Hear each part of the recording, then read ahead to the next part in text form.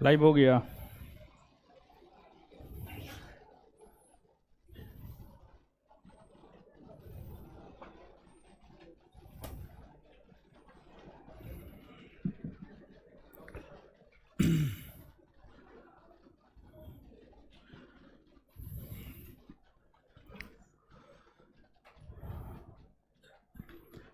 चलिए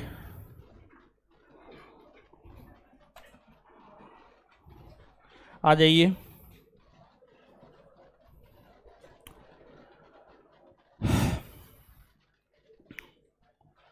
सबसे पहली बात, सब लोग तो अवगत हो ही गए होंगे क्या अब ऑफिशियल नोटिस आ चुका है। ये सही है। 17 दिसंबर को परीक्षा होगा, 2 शिफ्ट में होगा। ये सही है, क्योंकि अब जो है आपको ऑफिशियल वेबसाइट पे चीज दे दिया गया है, तो एग्जाम तो होगा, अब फिक्स है, होगा। लेकिन देखिए अब आगे करना क्या है? करना क्या है? कुछ नहीं, पढ़ना है। आज तक जो करते हुए आए हैं वही काम आगे भी करना है। और क्या करना? और कुछ नहीं करना है। देखिए जो भी 20-22 दिन बच रहा है, आज क्या तारीख? आज 22-23, 22 है। जो भी दिन बच रहा है, 20-22-17, जो भी दिन बच रहा है, ठीक है, जो भी दिन बच रहा है उसमें ज्यादा दिमाग नहीं लगाना है।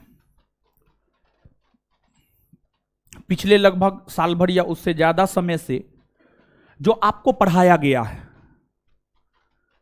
उसका रिवीजन करना है, और टोटल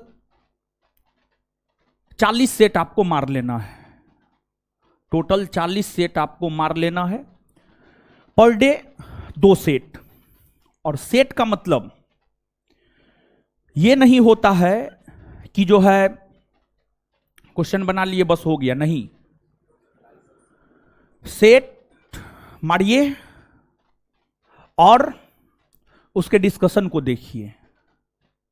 और हमको पूर्ण विश्वास है आप पे कि अगर आप अपने रूम पे सेट मारेंगे तो हमको नहीं लगता है कि आप 40 सेट कर पाएंगे और आप अच्छे से सेट कर पाएंगे।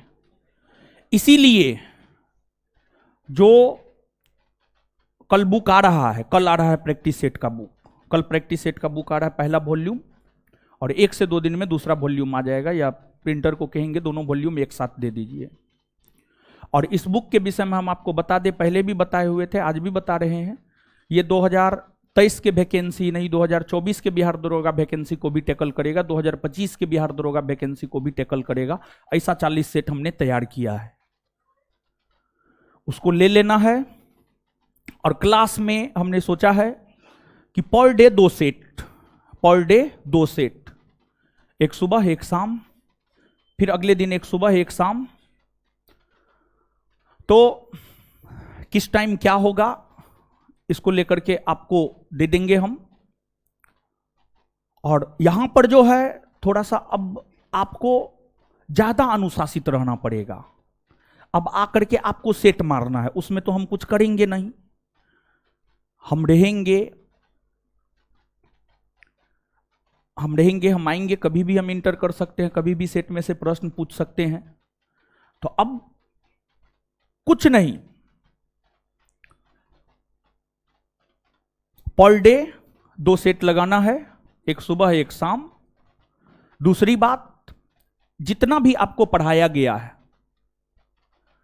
रिवीजन करना है, रिवीजन करना है। एक रूटीन बना लेना है कि फलना सब्जेक्ट को इतना दिन में रिवाइज कर लेना है, चिल्ला सब्जेक्ट को इतना दिन में रिवाइज कर लेना है, फिर अगला सब्जेक्ट को इतना दिन में रिवाइज कर लेना है।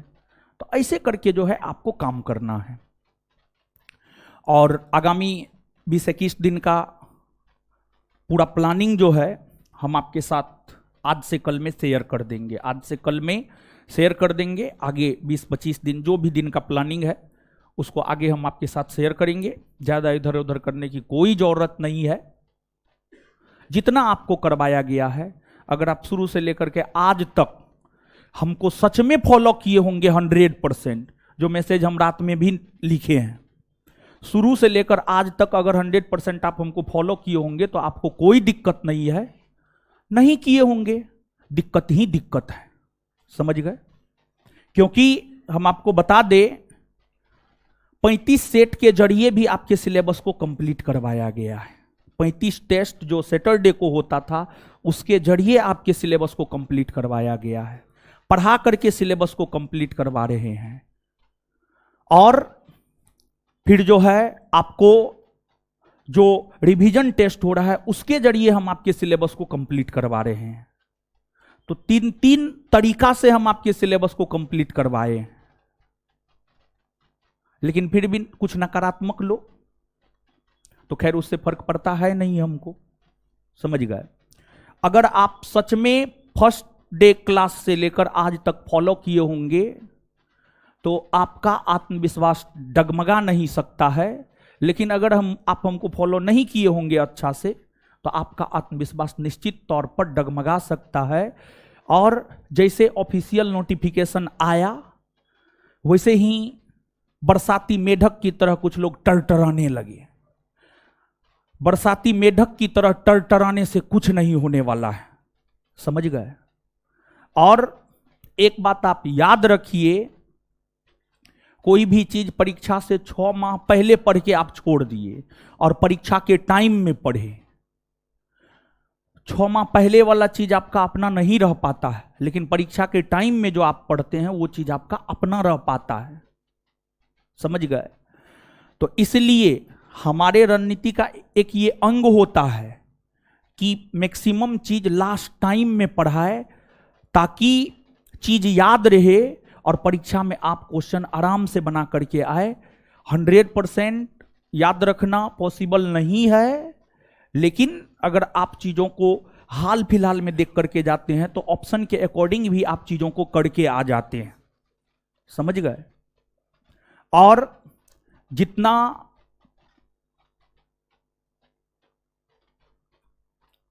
अच्छे से आराम से आपको समझाया गया है, आपको पढ़ाया गया है, खींचने का सवाल है। खींचने तो हम लोग को आता ही नहीं है। अगर खींचने पे रहते तो सिलेबस कब का खत्म रहता। हर चीज को, एक एक चीज को तोड़ करके, समझा बुझा करके, याद करवा करके आपको आगे बढ़े हैं। समझ गए? और हमने आपको पहले भी बोला है, आज भी हम आपको बोल रहे हैं, भारतीय संविधान का भाग 5 खत्म। हम मानते हैं पॉलिटी खत्म, उसके बाद पॉलिटी में कोई जान नहीं है। और आज भाग 5 खत्म हो रहा है, मतलब हम ये मान करके चलेंगे पॉलिटी खत्म हो रहा है। आगे जो है, जो भी 20-22 दिन बचा हुआ है उसमें हम आपको करंट लेकर के चलेंगे। आज के बाद से करंट लेकर के चलेंगे। और हम आपको बता दें, 40 सेट में भी करंट भरपूर दे दिए हैं। इतना करंट दे दिए हैं, अगर उस 40 सेट के भी करंट को आप पचा लेते हैं ना, तो करंट में 100% हम नहीं बोल सकते हैं, लेकिन अगर 10 क्वेश्चन आएगा, 7 क्वेश्चन, 6 से 7 क्वेश्चन, मिनिमम 6 और मैक्सिमम 7 से 8 क्वेश्चन आप आराम से बना करके आ सकते हैं। उस 40 सेट में इतना करंट हम डाल दिए। तो करंट क्लास में भी हम आपको समझा देंगे, याद करवा देंगे। और प्रैक्टिस सेट का जो 40 सेट का करंट है उसको भी आपको याद कर लेना है। पूरा अपडेटेड करंट जो है उसमें हमने आपको डाला है, लगभग साल भर का करंट हमने उसमें डाला है। उसमें हमने पीडी के मैटर को शामिल किया है, एसपीडी के मैटर को शामिल किया है, उसमें हमने परीक्षा मंथन के मैटर को शामिल किया है, तथा मार्केट में जो भी अन्य चर्चित करंट के बुक है सभी के मैटर को शामिल हमने कर दिया है उसमें। समझ गए? तो वो भी आपके करंट के लिए एक बहुत बेहतर सोर्स है।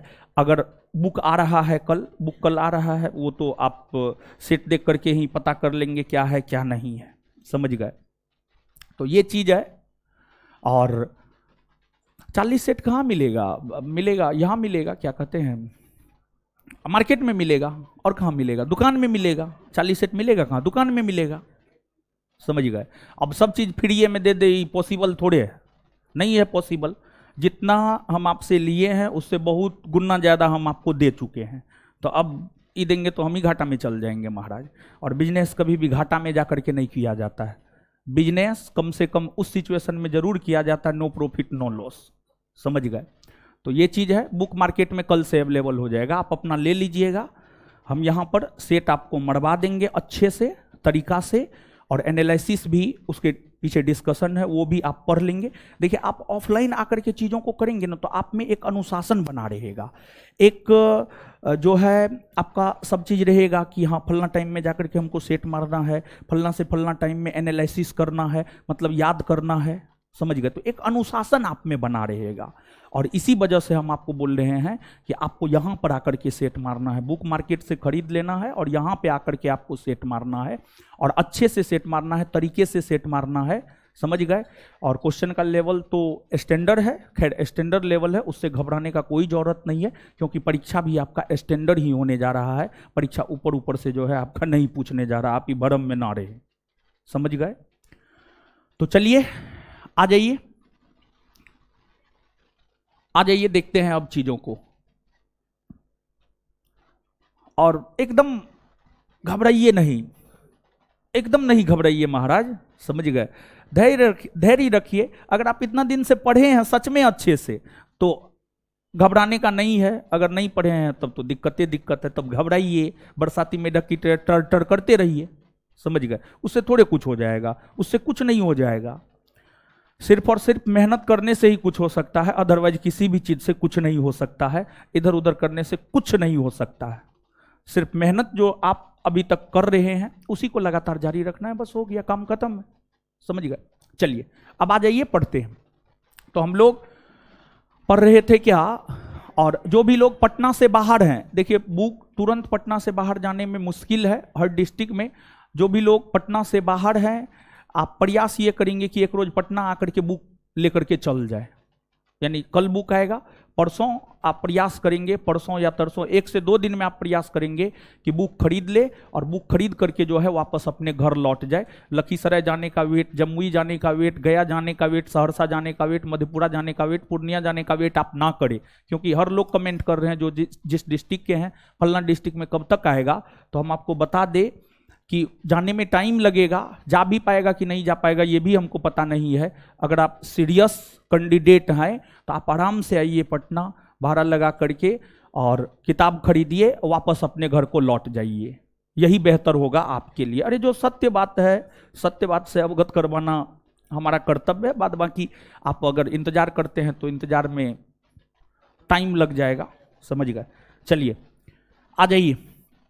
तो पढ़ा रहे थे हम आपको सुप्रीम कोर्ट और सुप्रीम कोर्ट पढ़ा रहे थे।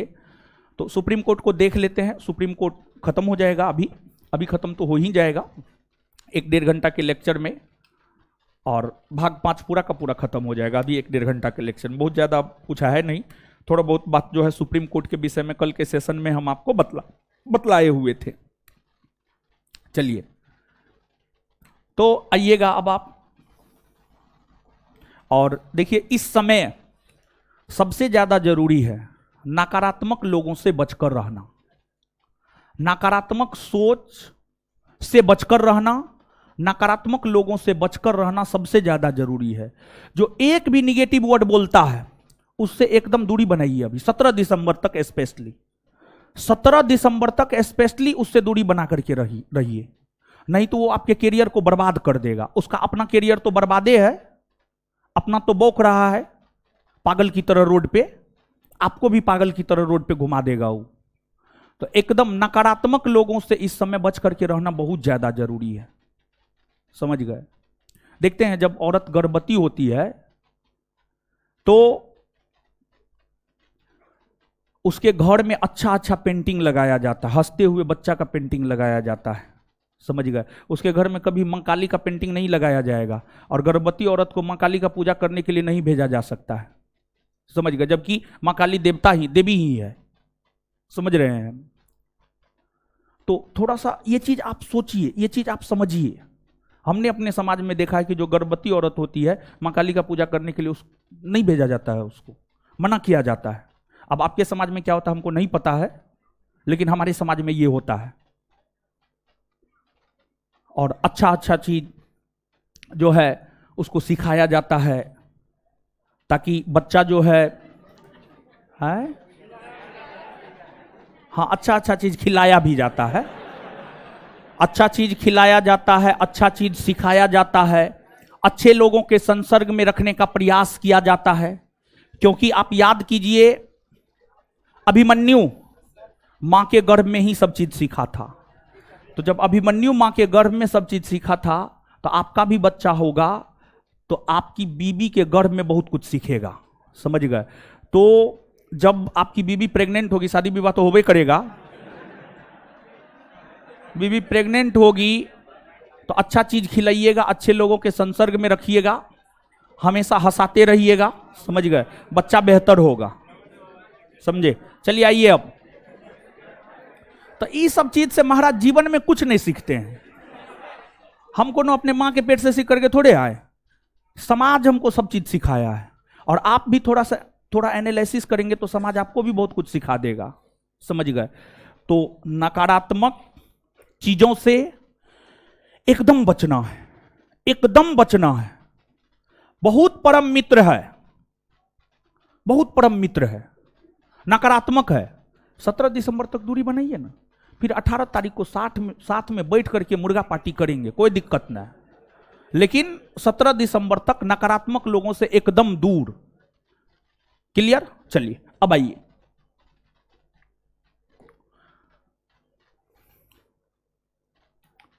सुप्रीम कोर्ट,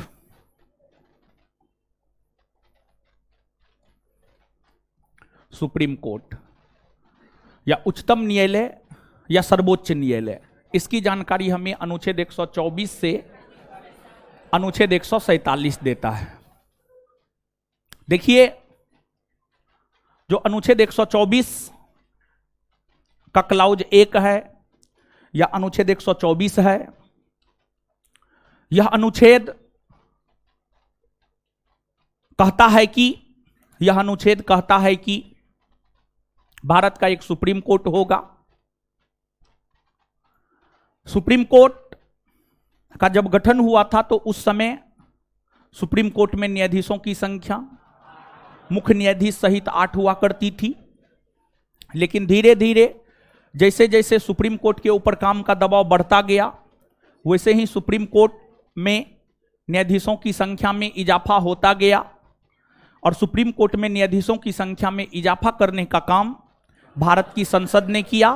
और वर्तमान में सुप्रीम कोर्ट में न्यायाधीशों की संख्या 34 है, एक मुख्य न्यायाधीश तथा 33 अन्य न्यायाधीश। इसकी चर्चा है अनुच्छेद 124 में या अनुच्छेद 124 के क्लाउज 1 में, अनुच्छेद 124 में या अनुच्छेद 124 के क्लाउज 1 में इसकी चर्चा है। फिर अनुच्छेद 124 का क्लाउज 2,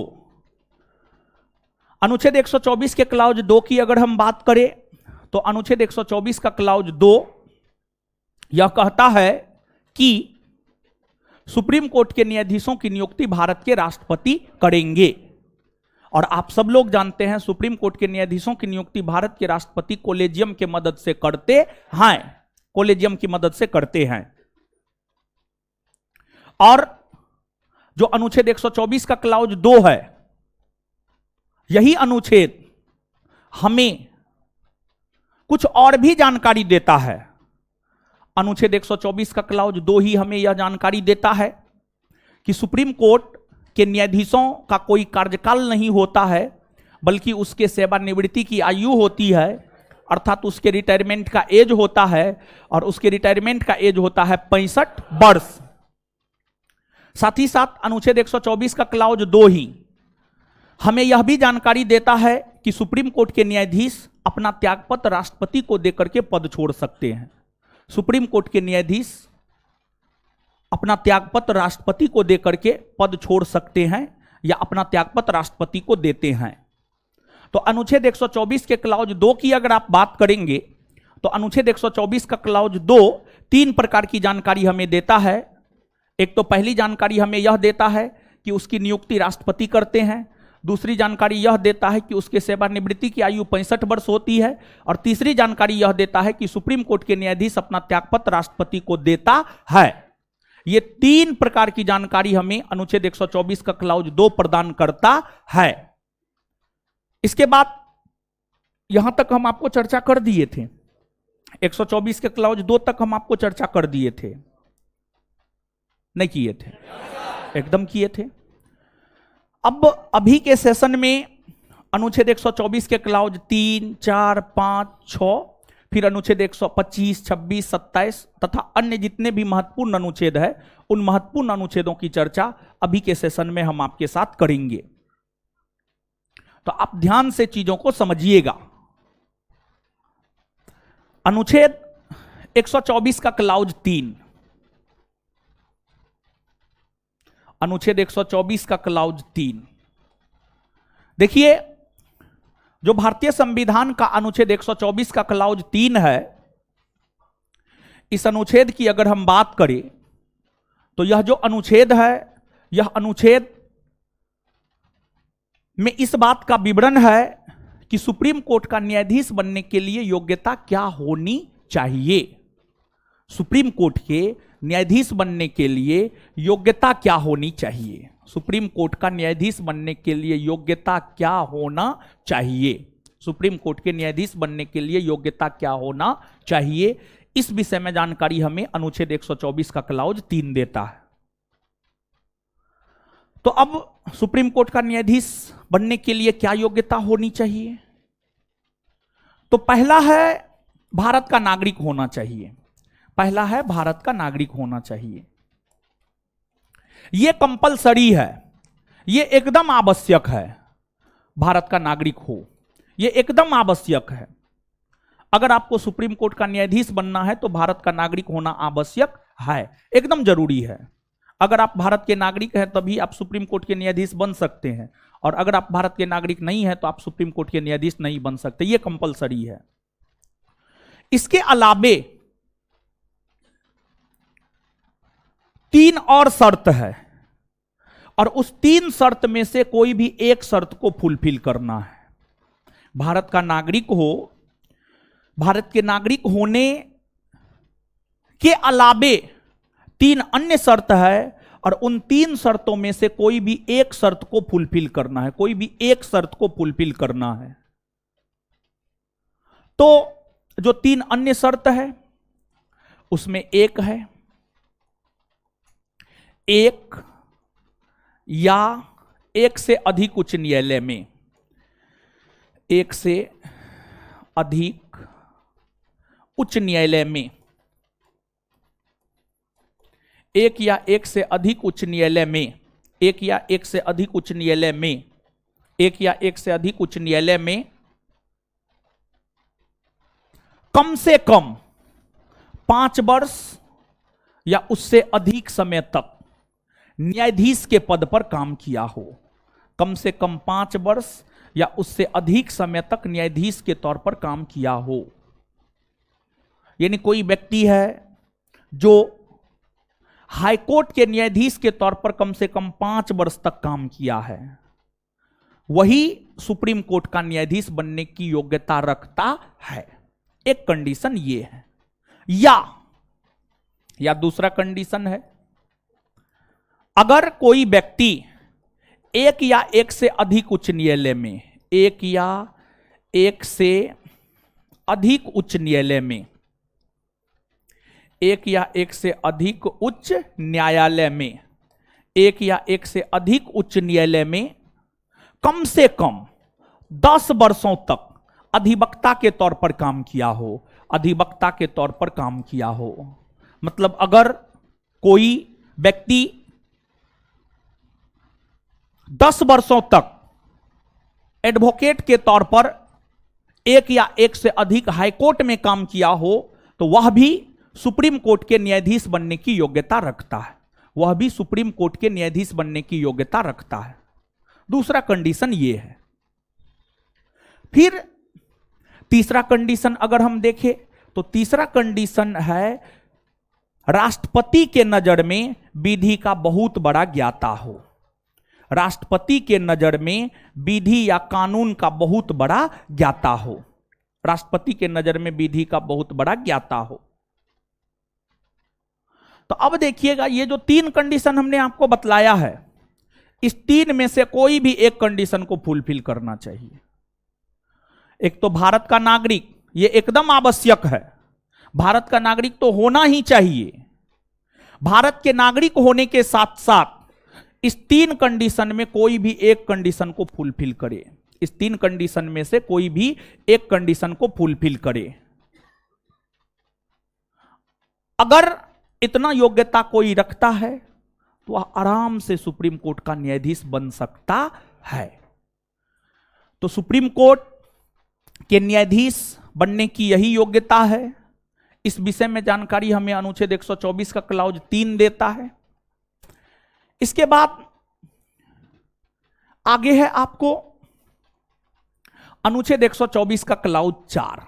अनुच्छेद 124 का क्लाउज 4, जो अनुच्छेद 124 का क्लाउज 4 है, यह अनुच्छेद कहता है कि अगर सुप्रीम कोर्ट के किसी न्यायाधीश, अगर सुप्रीम कोर्ट के किसी न्यायाधीश पर कदाचार साबित हो जाता है या वह अपना काम करने में असमर्थ होता है, अगर सुप्रीम कोर्ट के किसी न्यायाधीश पर कदाचार साबित हो जाता है या फिर वह काम करने में असमर्थ होता है, या फिर वह काम करने में असमर्थ होता है, तो इस स्थिति में भारत की संसद उस पर महाभियोग प्रक्रिया चलाकर उसे पद से हटा सकती है। अर्थात सुप्रीम कोर्ट के न्यायाधीशों को पद से हटाने संबंधी प्रक्रिया की चर्चा अनुच्छेद 124 के क्लाउज 4 में है। सुप्रीम कोर्ट के न्यायाधीशों के पद से हटाने संबंधी प्रक्रिया की चर्चा अनुच्छेद 124 के क्लाउज 4 में है। जैसे भारत के राष्ट्रपति को अगर पद से हटाना है तो उस पर महाभियोग लगाया जाता है, और उस पर महाभियोग तब लगाया जाता है जब वह संविधान का अतिक्रमण करता है।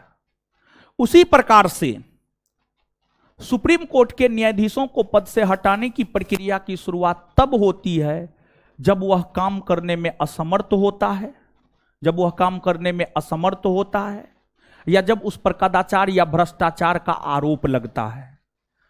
तो काम करने में असमर्थता की स्थिति तथा अगर कदाचार और भ्रष्टाचार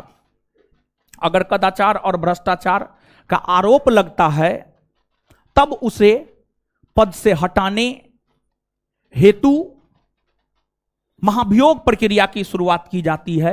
ऐसे संविधान में महाभियोग प्रक्रिया शब्द का जिक्र नहीं है, परंतु बोलचाल की भाषा में हम लोग बोल देते हैं कि महाभियोग प्रक्रिया की शुरुआत की जाती है। और जैसे राष्ट्रपति पर महाभियोग प्रक्रिया लोकसभा या राज्यसभा दोनों में से कोई भी सदन लगा सकता है, वैसे ही सुप्रीम कोर्ट के न्यायाधीशों को भी पद से हटाने हेतु प्रक्रिया की शुरुआत लोकसभा या राज्यसभा कोई भी सदन कर सकता है। लोकसभा या राज्यसभा कोई भी सदन कर सकता है, लेकिन शर्त यही होता है कि जो सदन प्रक्रिया की शुरुआत करेगा, जैसे अगर राज्यसभा प्रक्रिया की शुरुआत किया तो राज्यसभा के 50 सदस्यों का लिखित समर्थन आवश्यक है, और अगर लोकसभा प्रक्रिया की शुरुआत किया तो लोकसभा के 100 सदस्यों का लिखित समर्थन आवश्यक है। लोकसभा के 100 सदस्यों का लिखित समर्थन आवश्यक है, शर्त यही है। मान लिया जाए लोकसभा प्रक्रिया की शुरुआत किया, तो लोकसभा जब प्रक्रिया की शुरुआत करेगा तो लोकसभा के 100 सदस्यों का लिखित समर्थन के आधार पर प्रक्रिया की शुरुआत करेगा। तत्पश्चात वह प्रस्ताव, वह संकल्प लोकसभा में आएगा। लोकसभा को उस संकल्प को अपनी कुल सदस्य संख्या के 2/3 और मतदान करने वाले सदस्यों के 2/3, दोनों कंडीशन फुलफिल होना चाहिए।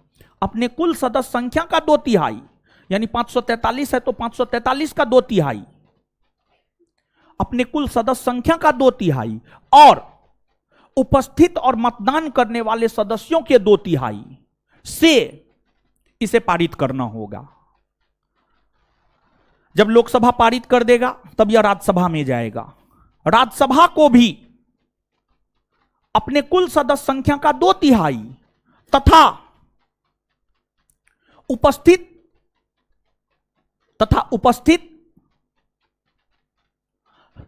और मतदान करने वाले सदस्यों के 2/3 बहुमत से पारित करना होगा। और जब दोनों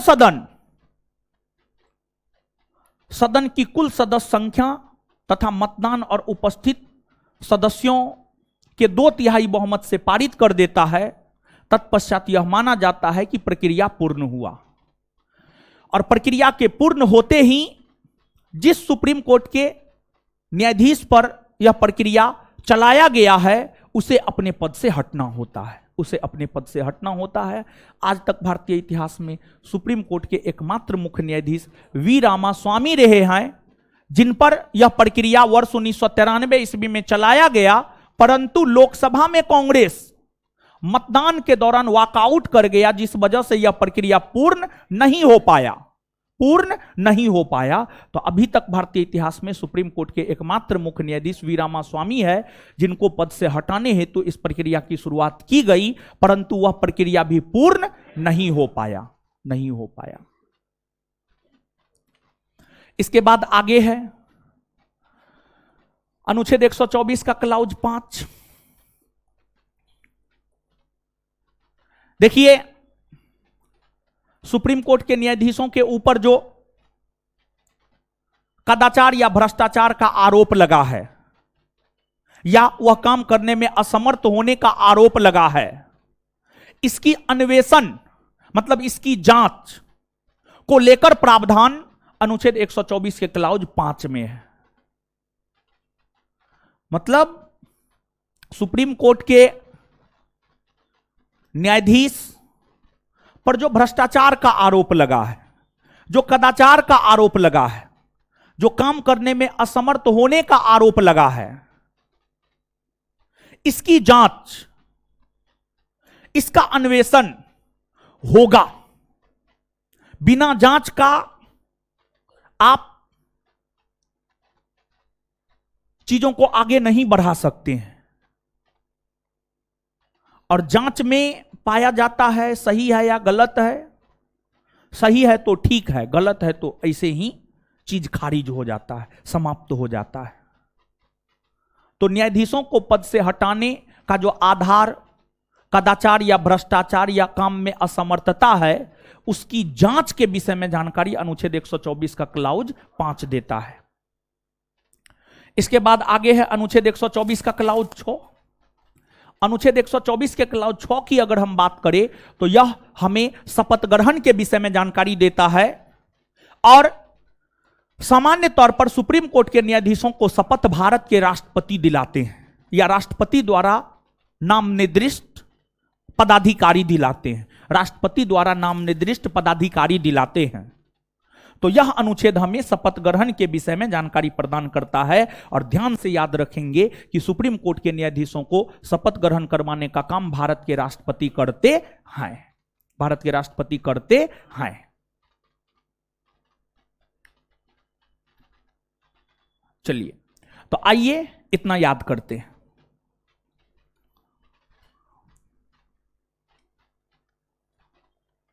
बताइए, सुप्रीम कोर्ट के न्यायाधीशों की नियुक्ति कौन करता है? भारत का उनका कार्यकाल होता है? नहीं ना। उनके सेवानिवृत्ति की आयु 65 वर्ष ना। सुप्रीम कोर्ट के न्यायाधीश अपना त्याग पत्र किसे देते हैं? किसे देते हैं? राष्ट्रपति को न देते हैं? राष्ट्रपति को न देते हैं? ठीक है, राष्ट्रपति को देते हैं। इस सब बात की चर्चा कौन अनुच्छेद में है? 124 के क्लाउज 2 में है। 2 में 3 कौन बोल रहे? मारेंगे हम, मुंह तोड़ देंगे। ठीक है। कल कहीं ना आई थी जी व्हाइट शर्ट वाली? कल कहाँ गई थी? एग्जाम था, हमको तो लगा भाग गई। छोटका मोटका बात को लेकर के जो है झगड़ते रहती है। क्या होगा, यहाँ नहीं वहाँ बैठ जाएंगे। ठीक है, आप तो बहुत पुरानी है, बहुत दिन से हैं आप। मारेंगे हम, उल्टा लटका के कूटेंगे, ज्यादा मुंह फुलाई तो। चलिए, तो आगे जो है देखते हैं हम देखते हैं। अभी एक नया विचार आया है दिमाग में। नया विचार ये आया है कि जितना अपना संस्थान का नोट है ना, उसको हम ले करके हम तो पढ़ा दिए, हम तो समझा दिए हैं, ले करके लाइन बाय लाइन थोरोली याद करवा दे। कैसा विचार आया? अभी अच्छा विचार आया है। चलिए, इसको याद रखिएगा, समझे? और प्रयास करेंगे कि साइंस के ऑब्जेक्टिव में आंसर टिक करवा लेते हैं बिट्टू सर से, बिट्टू सर से। होल है तो दे दीजिएगा। साइंस भी जो है, जैसे पॉलिटी तीनों बैच में संयुक्त रूप से पढ़ा रहे हैं, पूरा उठाएंगे अपना नोट, लाइन बाय लाइन याद करवाएंगे, लाइन बाय लाइन, समझ गए? और ये चीज ऑनलाइन भी कर देंगे, ठीक है? लाइन बाय लाइन करवा देंगे। बस ये टाइम थोड़ा सा हमको मैनेज करना होगा, टाइम मैनेज करना होगा, है? देख लेते हैं, कुछ ना कुछ तो करना होगा महाराज। अगर नहीं करेंगे तो 1 साल का मेरा मेहनत बेकार चल जाएगा, समझे? तो आगे सोच रहे हैं, ठीक है? देखते हैं। इससे होगा कि यानी सारा जिम्मेवारी तो हम ही उठा लिए आपका, बस आपको चीजों को करना है, बस हो गया। इतना बढ़िया से महाराज समझा करके पढ़ाए हैं, समझ गए? तो आगे देखते हैं क्या होता है। लेकिन ये विचार दिमाग में आया है, अभी याद करवा रहे थे तब, समझ गए? तो ठीक है, आज से कल में आज ही सारा जो है प्लानिंग कर लेंगे हम, क्या करना है, कैसे करना है, आगे देखेंगे। ठीक है, आइए अब बोर्ड पे आइए। अब जो है टॉनिक उनिक आने लगेगा, कैप्सूल वेप्सूल आने लगेगा। टॉनिक कैप्सूल से बच के रहिए, जो पढ़ाए हैं उसी का रिवीजन करना है। और एक बात आप जान लीजिए, अगर आप कुछ भी नया करने का प्रयास किए, दिक्कत है, भारी दिक्कत, नया नहीं हो पाएगा कुछ भी। जो पुराना है उसी को रिकॉल कीजिए महाराज, वही काम आएगा, समझे? सुप्रीम कोर्ट के न्यायाधीश बनने की योग्यता के विषय में जानकारी कौन? 124 का क्लाउज।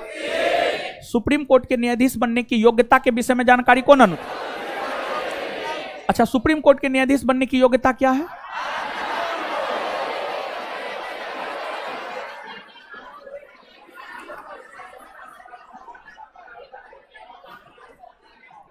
अच्छा, एक बात बताइए, तीनों में से कोई एक शर्त या तीनों शर्त?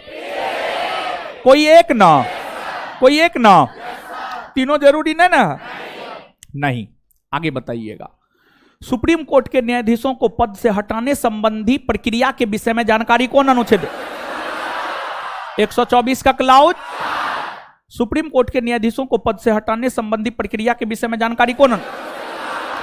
124 का क्लाउज 4। ठीक है, इसके बाद आगे बतलाइएगा आप हमको, ठीक है, आगे आप हमको बतलाइएगा कि सुप्रीम कोर्ट के जो न्यायाधीश होते हैं उन्हें किस आधार पर पद से हटाने की प्रक्रिया की शुरुआत होती? साबित कदाचार या काम करने में असमर्थ था। साबित कदाचार या काम करने में असमर्थ। साबित कदाचार या काम करने में, एक बार फिर से बताइएगा। सुप्रीम कोर्ट के न्यायाधीशों को कौन आधार पर पद से हटाने की प्रक्रिया की शुरुआत? साबित कदाचार या काम करने में असमर्थ। साबित कदाचार या काम करने में, साबित कदाचार या काम करने में। क्लियर है ये बात? चलिए, इसके बाद सुप्रीम कोर्ट के न्यायाधीशों को पद से हटाने की प्रक्रिया की शुरुआत कौन करता? संसद। कौन करता है? संसद में कौन करता? लोकसभा या राज्यसभा? दोनों में से कोई भी कर सकता है, दोनों में से। तो सुप्रीम कोर्ट के न्यायाधीशों को पद से हटाने का आधार क्या है? साबित कदाचार या असमर्थता। साबित कदाचार या, इस प्रक्रिया की शुरुआत कौन सदन करे? दोनों में से, दोनों में से। अच्छा, लोकसभा करेगा तो कम से कम कितने सदस्य? 100 ना। लोकसभा करेगा तो कम से कम, राज्यसभा करेगा, राज्यसभा करेगा तो, चलिए ठीक है।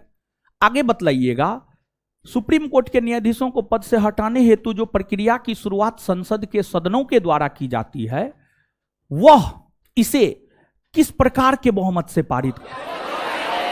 2/3 सदन की कुल सदस्य संख्या तथा उपस्थित और मतदान जितना है उसका भी 2/3।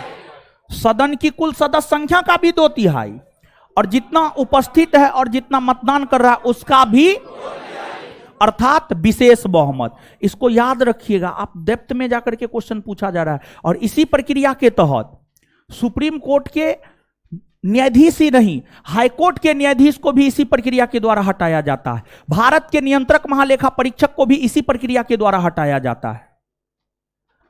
भारत के निर्वाचन आयोग को भी इसी प्रक्रिया के द्वारा हटाया जाता है।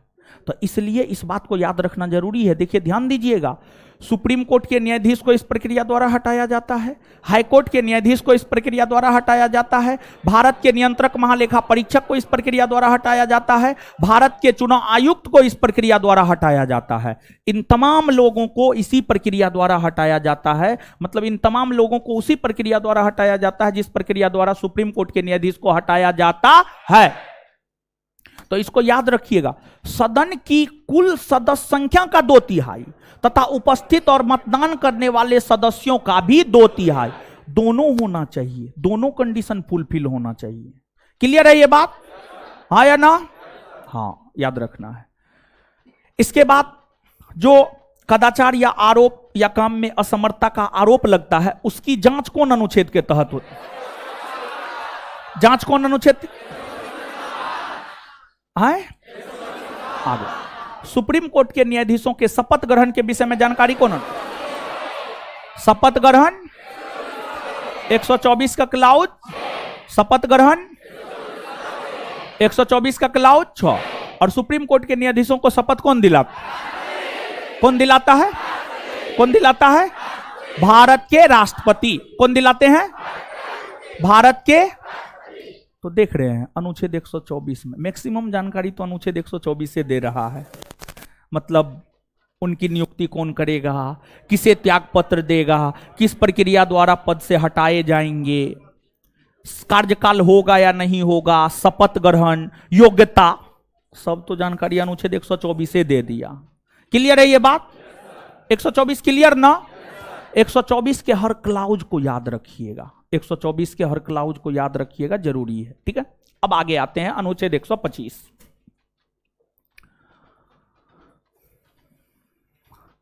अनुच्छेद 125, अनुच्छेद 125 की अगर आप बात करेंगे तो जो भारतीय संविधान का अनुच्छेद 125 है, यह अनुच्छेद हमें सुप्रीम कोर्ट के न्यायाधीशों के वेतन, भत्ता और पेंशन, वेतन भत्ता और पेंशन के विषय में जानकारी हमें अनुच्छेद 125 देता है। सुप्रीम कोर्ट के न्यायाधीशों के वेतन भत्ता और पेंशन के विषय में जानकारी हमें अनुच्छेद 125 देता है। सुप्रीम कोर्ट में एक मुख्य न्यायाधीश होते हैं तथा 33 अन्य न्यायाधीश होते हैं। तो सुप्रीम कोर्ट में जो मुख्य न्यायाधीश होता है, सुप्रीम कोर्ट में जो मुख्य न्यायाधीश होता है, मुख्य न्यायाधीश का वेतन 2,80,000 रुपया होता है, 2,80,000 रुपया होता है। और जो सुप्रीम कोर्ट में अन्य न्यायाधीश होते हैं उनका वेतन होता है 2,50,000, 2,50,000, 2,50,000 होता है, 2,50,000 होता है। ये अनुच्छेद 125 की बात हो गई। फिर इसके बाद अगला अनुच्छेद है अनुच्छेद 126। अनुच्छेद 126 की अगर हम बात करें तो जो अनुच्छेद 126 है यह हमें सुप्रीम कोर्ट के कार्यकारी मुख्य न्यायाधीश सुप्रीम कोर्ट के कार्यकारी मुख्य न्यायाधीश के विषय में जानकारी, सुप्रीम कोर्ट के कार्यकारी मुख्य न्यायाधीश के विषय में जानकारी अनुच्छेद 126 देता है। अब आपके मन में यह प्रश्न आना चाहिए कि कार्यकारी मुख्य न्यायाधीश क्या होता है? कार्यकारी मुख्य न्यायाधीश क्या होता है? देखिए, सुप्रीम कोर्ट के मुख्य न्यायाधीश के पद पर कोई है क्या? डीवाई चंद्रचूड़ है। डीवाई चंद्रचूड़ वर्तमान में है। जरूरी तो नहीं है कि वो सुप्रीम कोर्ट के मुख्य न्यायाधीश बन गए हैं तो एकदम अमृत पी लिए हैं, पद पर रहते हुए जीविते रहेंगे, ऐसा तो कोई जरूरी ना है। मान लिया जाए डीवाई चंद्रचूड़ का पद पर रहते हुए निधन हो गया, मान लिया जाए, अगर ऐसा होता है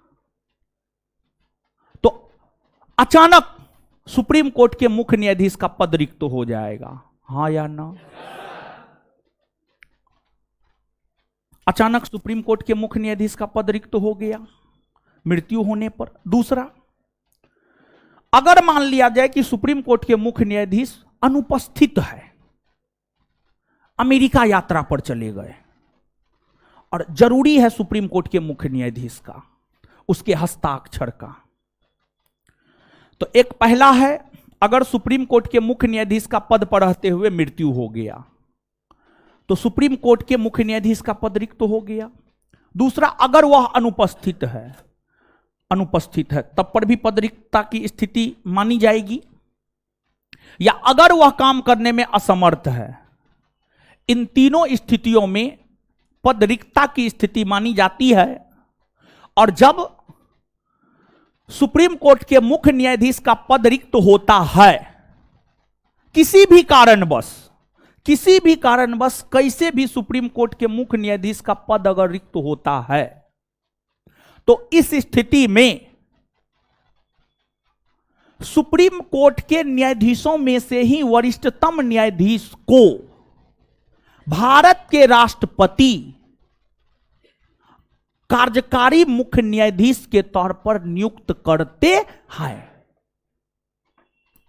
acting chief justice of India, मतलब कुछ समय के लिए, जब तक कि वास्तविक तौर पर सुप्रीम कोर्ट के मुख्य न्यायाधीश की नियुक्ति नहीं हो जाती है, तब तक के लिए, कुछ समय के लिए मुख्य न्यायाधीश के तौर पर सुप्रीम कोर्ट के ही किसी वरिष्ठतम न्यायाधीश को भारत के राष्ट्रपति नियुक्त कर देते हैं।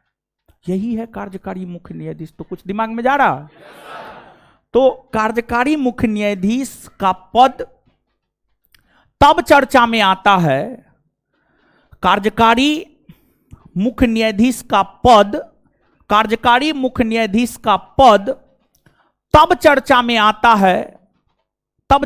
आता है जब मुख्य न्यायाधीश का पद किसी भी कारणवश खाली होता है और कार्यकारी मुख्य न्यायाधीश की नियुक्ति करते हैं भारत के राष्ट्रपति 126 के तहत, अनुच्छेद 126 के तहत।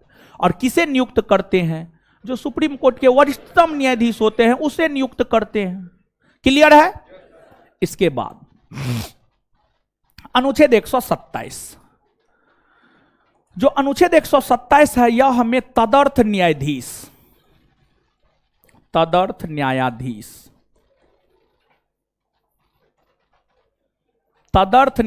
की नियुक्ति के विषय में जानकारी देता है। तदर्थ न्यायाधीश के नियुक्ति के विषय में जानकारी देता है अनुच्छेद 127। तदर्थ न्यायाधीश के नियुक्ति के विषय में जानकारी देता है अनुच्छेद 127। अनुच्छेद 127 देखिए, जैसे लोकसभा का अपना एक कोरम होता है, राज्यसभा का अपना एक कोरम होता है। कोरम समझते हैं ना? कल परसों तो समझाएं। किसी भी सदन का वह न्यूनतम संख्या जिसके मौजूद होने से सदन काम करना शुरू कर देता है वही उस सदन का कोरम कहलाता है, और कोरम की अनुपस्थिति में सदन काम नहीं करता है। और अगर कोरम की अनुपस्थिति में सदन काम करता है तो उस काम का कोई मतलब नहीं रह जाता है, उस काम का कोई वैल्यू नहीं रह जाता है, नहीं रह जाता है। तो जो सुप्रीम कोर्ट है, सुप्रीम कोर्ट का भी अपना एक कोरम होता है, और संभवतः सुप्रीम कोर्ट का कोरम उसके कुल सदस्य संख्या का 1/10 भाग होता है।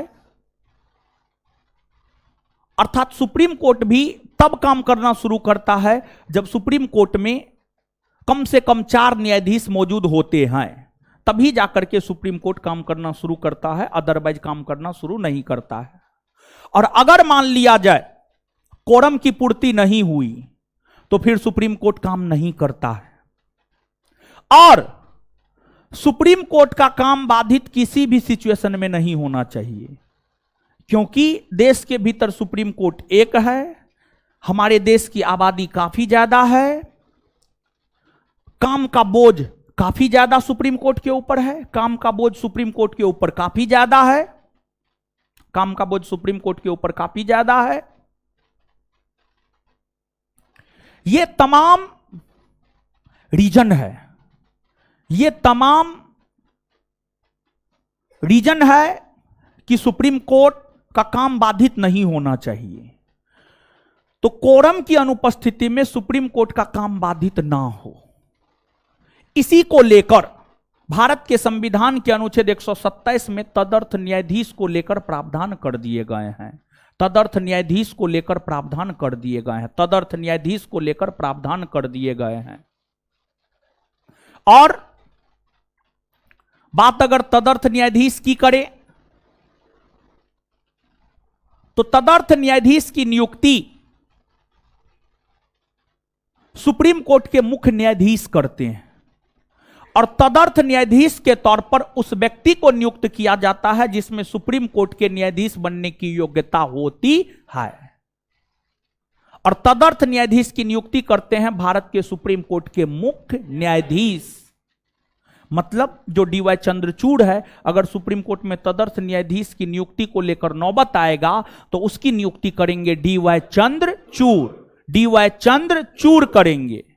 क्लियर है ये बात? समझ पा रहे हैं आप? हाँ या ना? ये हो गई आपको अनुच्छेद 127 के विषय में। इसके बाद अगला अनुच्छेद है अनुच्छेद 128। अनुच्छेद 128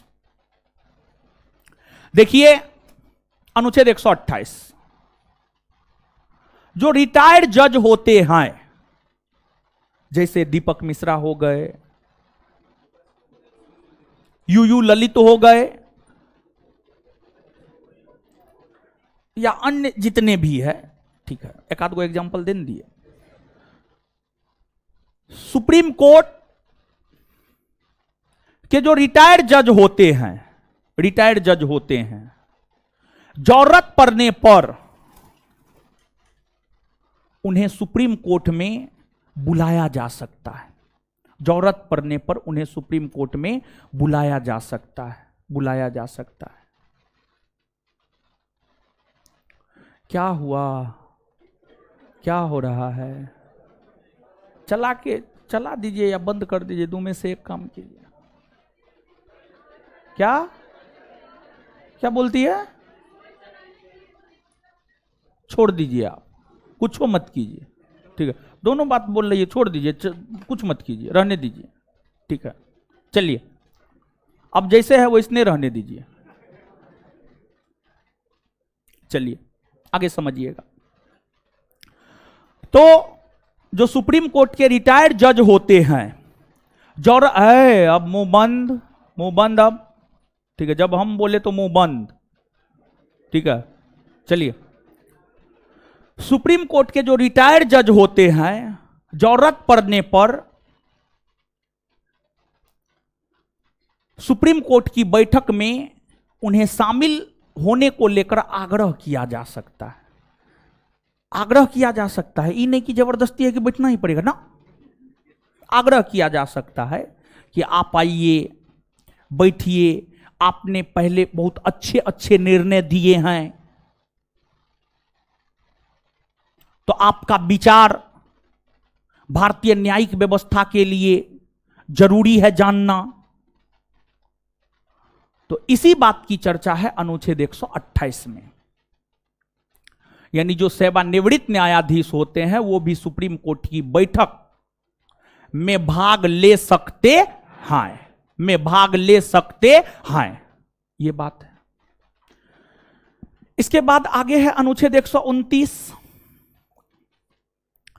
अनुच्छेद 129 यह कहता है कि सुप्रीम कोर्ट एक अभिलेख न्यायालय है। सुप्रीम कोर्ट एक अभिलेख न्यायालय है। देखिए, अभिलेख न्यायालय उस न्यायालय को कहा जाता है जो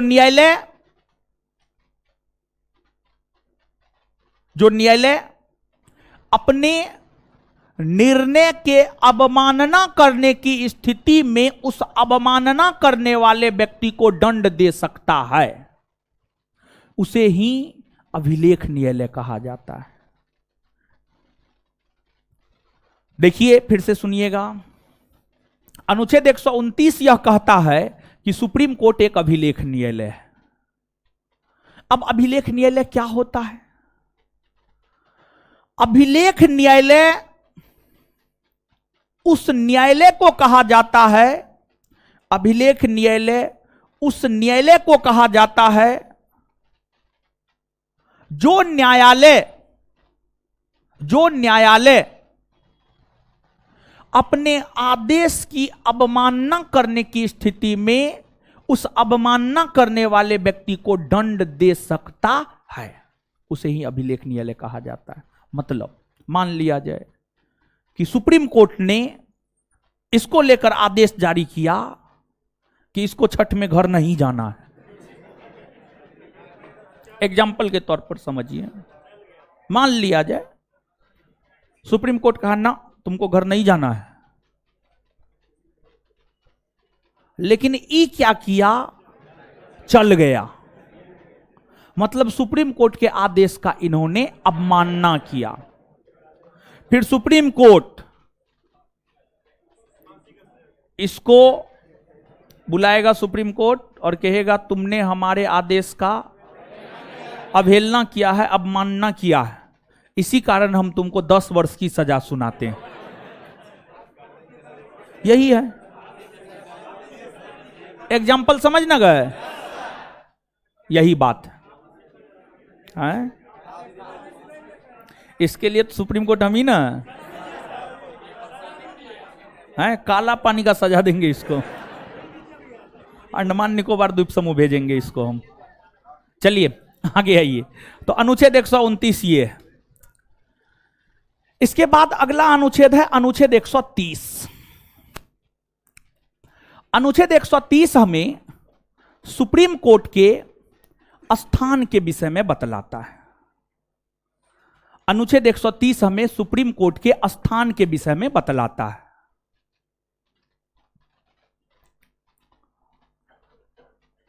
सुप्रीम कोर्ट कहां है? तो भारत का जो सुप्रीम कोर्ट है, भारत का सुप्रीम कोर्ट नई दिल्ली में है। तो नई दिल्ली में भारत का सुप्रीम कोर्ट है, तो स्वाभाविक सी बात है सुप्रीम कोर्ट की बैठक नई दिल्ली में होती होंगी, और होती भी है, इसमें कोई शक नहीं है। तो सुप्रीम कोर्ट की बैठक नई दिल्ली में होती है, लेकिन जरूरी नहीं है कि सुप्रीम कोर्ट की बैठक सिर्फ नई दिल्ली में ही हो। सुप्रीम कोर्ट की बैठक भारत के भीतर किसी भी शहर में आयोजित हो सकती है। श्रीनगर से लेकर कन्याकुमारी, और सरक्रीक से लेकर वालांगू, सरक्रीक से लेकर वालांगू, या गुहार मोती से लेकर किबुथु, कहीं भी हो सकता है, किसी भी शहर में हो सकता है। और ऐसा हुआ भी है, श्रीनगर में सुप्रीम कोर्ट की बैठक बुलाई गई है, हैदराबाद में सुप्रीम कोर्ट की बैठक बुलाई गई है, पटना में भी बुलाई जा सकती है, लखनऊ में भी बुलाई जा सकती है, जरूरत पड़ने पर कहीं पर भी सुप्रीम कोर्ट की बैठक बुलाई जा सकती है, लेकिन इसके लिए राष्ट्रपति की पूर्व अनुमति आवश्यक होती है। राष्ट्रपति के पूर्व अनुमति से देश के भीतर किसी भी शहर में राष्ट्रपति के पूर्व अनुमति से देश के भीतर किसी भी शहर में सुप्रीम कोर्ट की बैठक बुलाई जा सकती है। यह बात है। तो अब जितना बताए हैं उतना यहां तक याद कर लेते हैं, फिर आगे बढ़ेंगे। ठीक है, चलिए।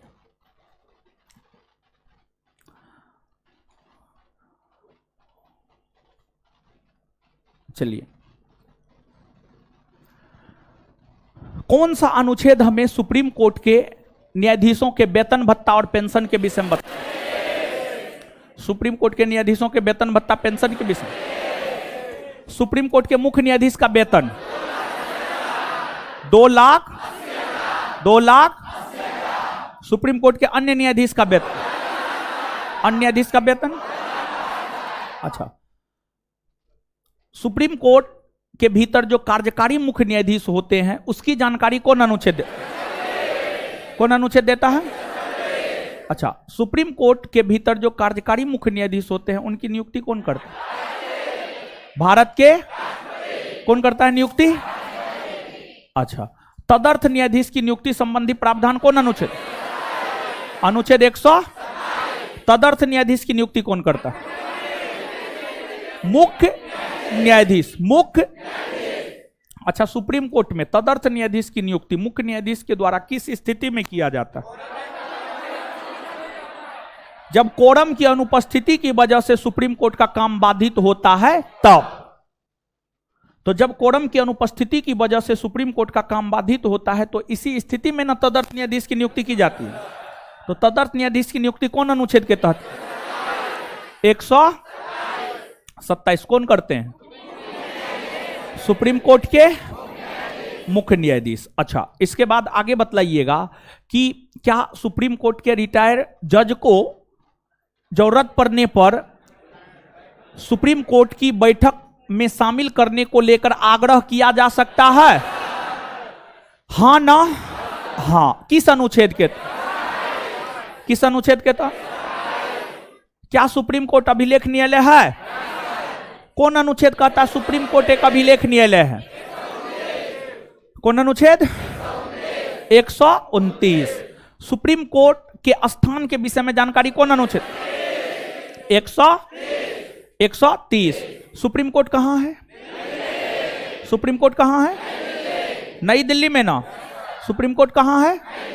नई दिल्ली में है। ठीक है, चलिए। इसके बाद क्या सुप्रीम कोर्ट की बैठक भारत के किसी शहर में बुलाई जा सकती है?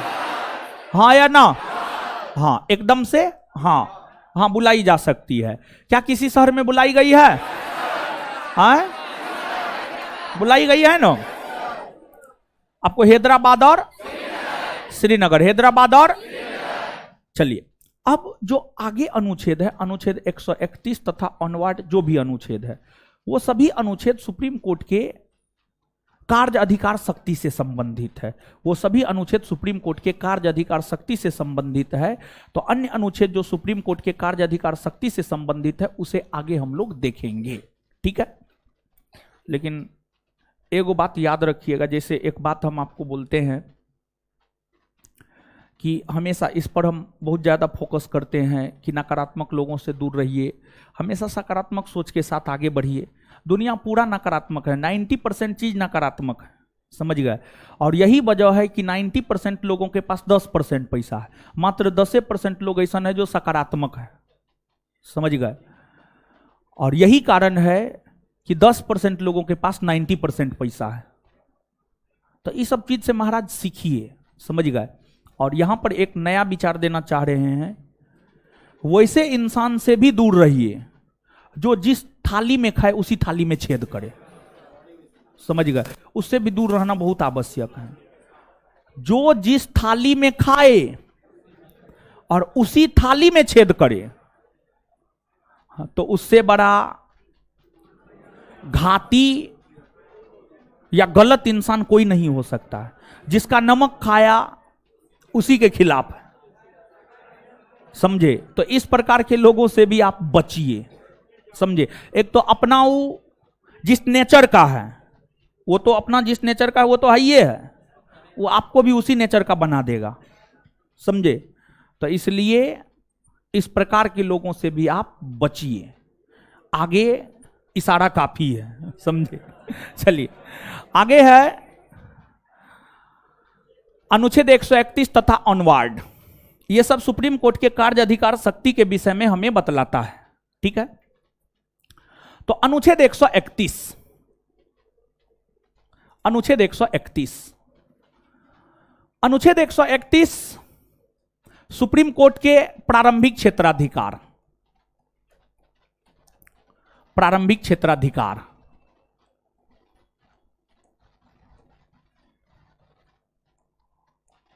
या मूल क्षेत्राधिकार, मूल क्षेत्राधिकार।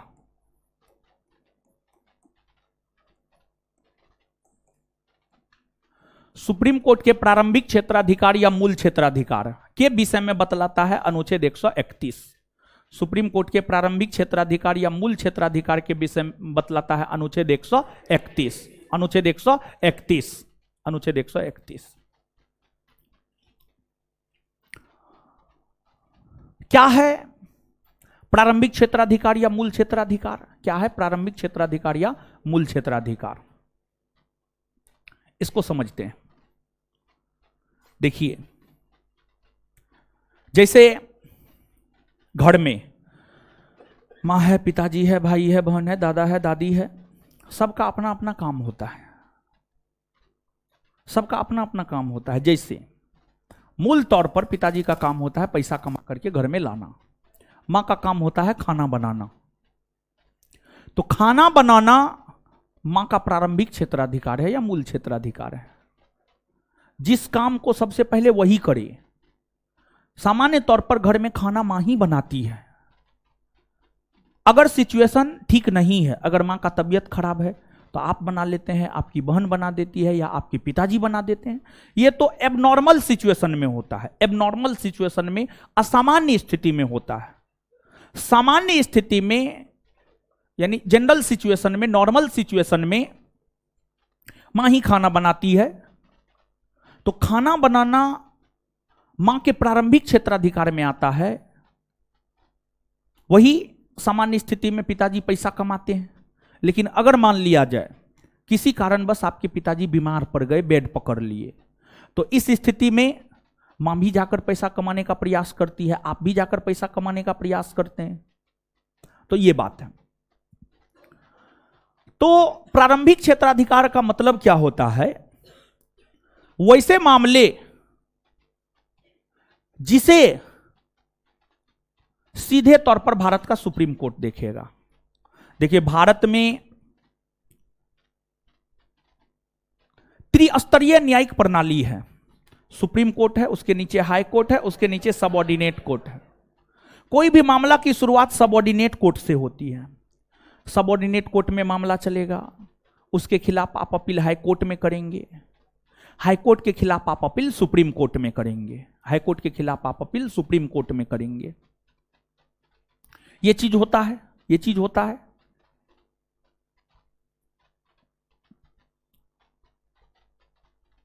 तो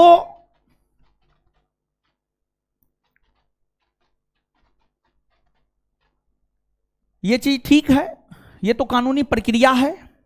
लेकिन लेकिन लेकिन कुछ ऐसे मामले होते हैं जिसको सबऑर्डिनेट कोर्ट और हाई कोर्ट से कोई लेना देना नहीं होता है। वो मामले सीधे तौर पर सुप्रीम कोर्ट में रखे जाते हैं। जैसे अगर आपके मौलिक अधिकार का हनन हुआ, जैसे अगर आपके मौलिक अधिकार का हनन हुआ, मतलब आपको जो बोलने का अधिकार है, आपको जो घूमने का अधिकार है पूरे भारतवर्ष के भीतर, अगर आपके मौलिक अधिकार का हनन हुआ तो आप डायरेक्ट सुप्रीम कोर्ट जा सकते हैं। आप डायरेक्ट सुप्रीम कोर्ट जा सकते हैं। राष्ट्रपति उपराष्ट्रपति के चुनाव में विवाद हुआ, डायरेक्ट सुप्रीम कोर्ट जाएगा मामला। दो राज्यों के बीच विवाद हुआ, डायरेक्ट सुप्रीम कोर्ट जाएगा मामला। भारत सरकार और किसी राज्य सरकार के बीच विवाद हुआ, डायरेक्ट सुप्रीम कोर्ट जाएगा मामला। तो सुप्रीम कोर्ट के प्रारंभिक क्षेत्राधिकार या मूल क्षेत्राधिकार का मतलब क्या होता है? सुप्रीम कोर्ट के प्रारंभिक क्षेत्राधिकार या मूल क्षेत्राधिकार का मतलब होता है, सुप्रीम कोर्ट के प्रारंभिक क्षेत्राधिकार या मूल क्षेत्राधिकार का मतलब होता है वैसे मामले जो सीधे तौर पर सुप्रीम कोर्ट में जाए, वही सुप्रीम कोर्ट का प्रारंभिक क्षेत्राधिकार या मूल क्षेत्राधिकार होता है। वैसे मामले जो सीधे तौर पर सुप्रीम कोर्ट में जाए, वैसे मामले जो सीधे तौर पर सुप्रीम कोर्ट में जाए, या वैसे मामले जिसको या जिसका निपटारा करने का अधिकार सिर्फ और सिर्फ सुप्रीम कोर्ट को ही होता है, वैसे मामले जिसका निपटारा करने का अधिकार सिर्फ और सिर्फ सुप्रीम कोर्ट को ही होता है, वही सुप्रीम कोर्ट का प्रारंभिक क्षेत्राधिकार या मूल क्षेत्राधिकार है। जैसे दो राज्यों के बीच होने वाले विवाद, दो राज्यों के बीच होने वाले विवाद, मान लिया जाए बिहार और झारखंड में किसी चीज को लेकर विवाद हो गया, तो इसका निपटारा सीधे तौर पर सुप्रीम कोर्ट करेगा। ये मामले सीधे तौर पर सुप्रीम कोर्ट में जाएगा, ये मामले कभी हाईकोर्ट में जा ही नहीं सकता है। हाईकोर्ट को इन मामलों को सुनने का अधिकार ही नहीं है। ये मामले सीधे तौर पर सुप्रीम कोर्ट में जाएंगे, सीधे तौर पर। तो ये दो राज्यों के बीच होने वाले विवाद, ये सुप्रीम कोर्ट के प्रारंभिक क्षेत्राधिकार या मूल क्षेत्राधिकार में आता है। इसके बाद अगला है दो राज्यों के बीच होने वाले विवाद। दूसरा है भारत सरकार और किसी राज्य सरकार के बीच होने वाले विवाद। मान लिया जाए भारत सरकार और बिहार सरकार के बीच विवाद हो गया, मान लिया जाए भारत सरकार और बिहार सरकार के बीच विवाद हो गया, इसको भी निपटाने का अधिकार सिर्फ और सिर्फ सुप्रीम कोर्ट को है। यह मामले भी सीधे तौर पर सुप्रीम कोर्ट में ही जाएगा, यह भी सुप्रीम कोर्ट के प्रारंभिक क्षेत्राधिकार या मूल क्षेत्राधिकार में आता है। अगला है भारत सरकार और दो या दो से अधिक राज्य सरकार, जैसे बिहार की सरकार, झारखंड की सरकार, बंगाल की सरकार। मान लिया जाए कि एक तरफ भारत सरकार है, दूसरे तरफ बिहार सरकार, झारखंड सरकार, बंगाल सरकार, यानी एक से अधिक सरकार, एक से अधिक राज्य सरकार और एक तरफ भारत सरकार। ये भी अगर मामले उत्पन्न होते हैं तो इसको भी निपटाने का अधिकार सुप्रीम कोर्ट को है। इसको भी निपटाने का अधिकार किसको है? सुप्रीम कोर्ट को है। सुप्रीम कोर्ट को है, इसको भी निपटाने का अधिकार सुप्रीम कोर्ट को है। ये बात है, याद रखिएगा, आप समझ गए। तो सुप्रीम कोर्ट के प्रारंभिक क्षेत्राधिकार या मूल क्षेत्राधिकार दिमाग में कुछ जा रहा है? जरूरी है ये बात आपके दिमाग में जाना एकदम से जरूरी है। और यहां से प्रश्न आता है, सुप्रीम कोर्ट के कार्य अधिकार शक्ति से अगर प्रश्न आना है या आएगा तो यहीं से आएगा। पहला प्रेफरेंस बोर्ड यही देगा। हम अपने अनुभव के आधार पर आपको बता रहे हैं, जो क्वेश्चन पूछे गए हैं आज तक सुप्रीम कोर्ट से संबंधित, उस आधार पर हम आपको यह बात बतला रहे हैं। तो इस बात को याद रखना एकदम जरूरी है। इसके बाद सुप्रीम कोर्ट को अगर आप देखेंगे, सुप्रीम कोर्ट भारत का सबसे बड़ा अपीलीय न्यायालय है। सुप्रीम कोर्ट भारत का सबसे बड़ा अपीलीय न्यायालय है। देखिए, हमने आपको बतलाया है भारत में सबसे ऊपर सुप्रीम कोर्ट है, उसके नीचे हाई कोर्ट है, उसके नीचे सबऑर्डिनेट कोर्ट। सबऑर्डिनेट कोर्ट ने जो निर्णय दिया है, अधीनस्थ न्यायालय ने जो निर्णय दिया है, उसके खिलाफ आप अपील हाई कोर्ट में कर सकते हैं। हाई कोर्ट ने जो निर्णय दिया है उसके खिलाफ आप अपील सुप्रीम कोर्ट में कर सकते हैं। लेकिन सुप्रीम कोर्ट ने जो निर्णय दिया है उसके खिलाफ आप अपील कहीं नहीं कर सकते हैं। अर्थात देश का सबसे बड़ा अपीलीय न्यायालय है भारत का सुप्रीम कोर्ट। देश का सबसे बड़ा अपीलीय न्यायालय है भारत का सुप्रीम कोर्ट। भारत का सुप्रीम कोर्ट, भारत का सुप्रीम कोर्ट, भारत का सुप्रीम कोर्ट, भारत का सुप्रीम कोर्ट। देश का सबसे बड़ा अपीलीय न्यायालय है भारत का सुप्रीम कोर्ट, भारत का सुप्रीम कोर्ट। और सुप्रीम कोर्ट के अपीलीय क्षेत्राधिकार के विषय में जानकारी हमें देता है अनुच्छेद 132 से 136।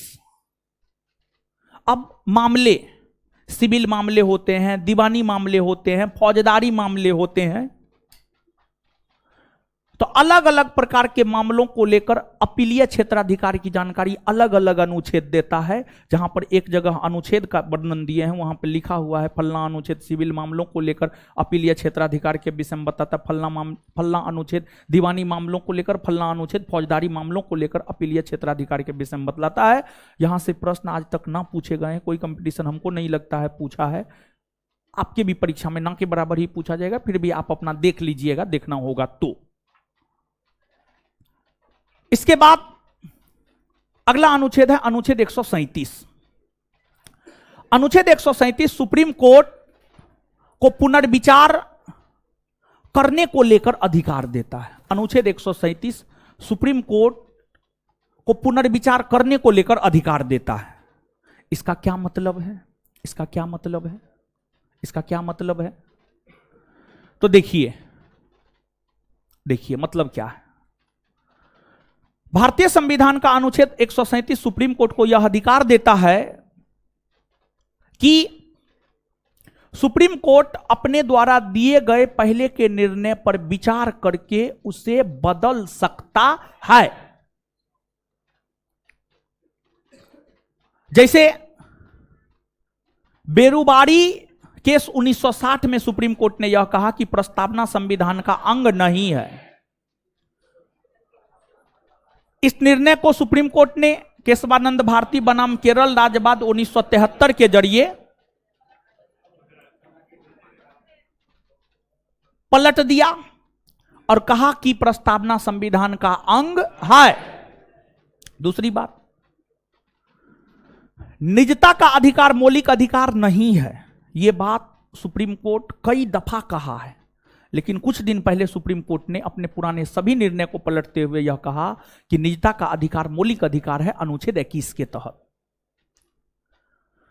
तो सुप्रीम कोर्ट ने जो अपना निर्णय पहले दिया है उस पर विचार करने का अधिकार सुप्रीम कोर्ट को होता है। समय और परिस्थिति के अकॉर्डिंग सुप्रीम कोर्ट अपने विचार पर विचार विमर्श करते हुए उसको पलट सकता है। उसको सुप्रीम कोर्ट पलट सकता है। बात समझ पा रहे हैं? हाँ या ना? इसके बाद आगे एक महत्वपूर्ण अनुच्छेद है अनुच्छेद 141। अनुच्छेद 141 की अगर आप बात करेंगे तो अनुच्छेद 141 यह कहता है कि सुप्रीम कोर्ट ने जो नियम कानून की घोषणा किया है वो देश के भीतर सभी न्यायालय में बाध्यकारी होगा। सुप्रीम कोर्ट अगर कोई नियम की घोषणा किया, अगर कोई कानून की घोषणा किया है, कोई भी घोषणा सुप्रीम कोर्ट ने किया है, वह घोषणा देश के भीतर सभी न्यायालय में लागू होगा। सभी हाई कोर्ट में, सभी सबऑर्डिनेट कोर्ट में, सभी परिवार न्यायालय में, सब चीज में लागू होगा। यह बात कहता है अनुच्छेद 141। फिर अगला अनुच्छेद है अनुच्छेद 143। अनुच्छेद 143 सुप्रीम कोर्ट को सलाहकारी अधिकार प्रदान करता है। अनुच्छेद 143 यह कहता है, देखिए सिर्फ महत्वपूर्ण अनुच्छेद की चर्चा हम यहां पर कर रहे हैं और नोट में भी महत्वपूर्ण अनुच्छेद ही दिए हुए हैं, महत्वपूर्ण बात ही दिए हुए हैं। अनुच्छेद 143 यह कहता है कि अगर भारत के राष्ट्रपति को किसी कानूनी मसले पर सलाह लेना है तो वह भारत के सुप्रीम कोर्ट से सलाह ले सकता है और सुप्रीम कोर्ट सलाह देने के लिए बाध्य है, परंतु राष्ट्रपति उस सलाह को मानने के लिए बाध्य नहीं है। और एक बात और जानिए, यह जरूरी नहीं है कि सुप्रीम कोर्ट भारत के राष्ट्रपति को हर मसले पर सलाह देने के लिए बाध्य है। नहीं, सुप्रीम कोर्ट भारत के राष्ट्रपति को सिर्फ उस मसले पर सलाह देने के लिए बाध्य है जो सुप्रीम कोर्ट के प्रारंभिक क्षेत्राधिकार में आता है। वैसे मामले जो सुप्रीम कोर्ट के प्रारंभिक क्षेत्राधिकार में आता है, उन्हीं मामलों पर सलाह देने के लिए सुप्रीम कोर्ट भारत के राष्ट्रपति को बाध्य है, अदरवाइज अन्य मामलों पर सलाह देने के लिए सुप्रीम कोर्ट भी बाध्य नहीं है। इस बात को भी आप याद रखिएगा, समझ गए? अनुच्छेद 143।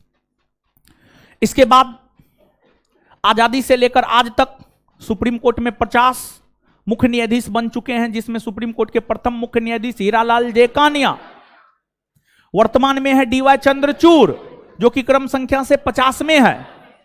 आज तक के इतिहास में सबसे अधिक वर्षों तक सुप्रीम कोर्ट के मुख्य न्यायाधीश के पद पर रहे हैं यशवंत विष्णु चंद्रचूड़, YV चंद्रचूड़, यशवंत विष्णु चंद्रचूड़। और सबसे कम समय तक रहे कमल नारायण सिंह, कमल नारायण सिंह मात्र 17 दिन तक रहे हैं, मात्र 17 दिन तक रहे हैं।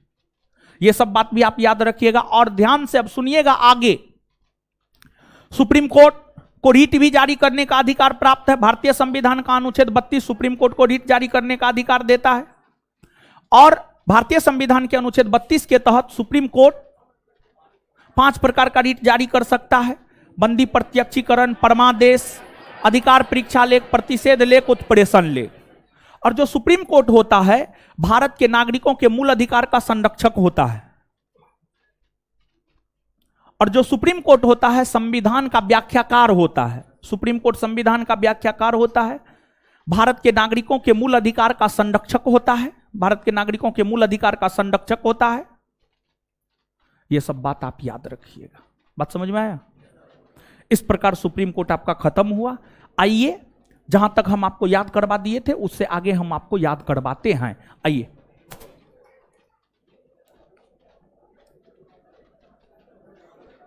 आइए बताइएगा, सुप्रीम कोर्ट के प्रारंभिक क्षेत्राधिकार या मूल क्षेत्राधिकार के विषय में जानकारी कौन अनुच्छेद 100?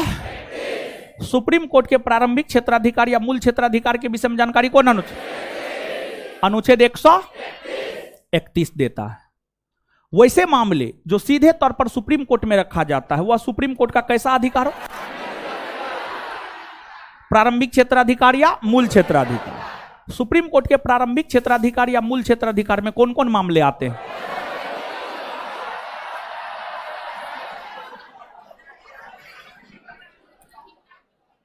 दो राज्यों के बीच होने वाले विवाद सुप्रीम कोर्ट के किस क्षेत्राधिकार? भारत सरकार और किसी राज्य सरकार के बीच होने वाले विवाद किस क्षेत्राधिकार? भारत सरकार और 2 या 2 से अधिक राज्यों के बीच होने वाले विवाद, ये सब सुप्रीम कोर्ट के कैसे क्षेत्राधिकार? प्रारंभिक क्षेत्राधिकार। देश का सबसे बड़ा अपीलीय न्यायालय, सबसे बड़ा अपीलीय न्यायालय सुप्रीम। क्या सुप्रीम कोर्ट अपने पुराने निर्णय को पलट सकता है? हां या ना? हां, हां। क्या सुप्रीम कोर्ट अपने पुराने निर्णय को पलट सकता है? हां या ना? हां। कौन अनुच्छेद के तहत? अनुच्छेद 137। सुप्रीम कोर्ट अपने पुराने निर्णय को पलट सकता है, अर्थात सुप्रीम कोर्ट पुनर्विचार कर सकता है। यह बात कौन अनुच्छेद में है? अनुच्छेद 137 में है। चलिए, इसके बाद आगे बतलाइएगा, सुप्रीम कोर्ट ने जो विधि घोषित किया है वह देश के भीतर हर न्यायालय पर बाध्यकारी होगा। यह बात कौन अनुच्छेद? अनुच्छेद 141। अनुच्छेद 100 सुप्रीम कोर्ट द्वारा जारी विधि देश के भीतर हर न्यायालय में बाध्यकारी होगा। यह बात कौन अनुच्छेद का? अनुच्छेद 100 कौन अनुच्छेद कहता है? अनुच्छेद 141 कहता है। सुप्रीम कोर्ट को सलाहकारी अधिकार कौन अनुच्छेद देता? अनुच्छेद 143। अनुच्छेद 143। सुप्रीम कोर्ट को सलाहकारी अधिकार कौन अनुच्छेद देता है?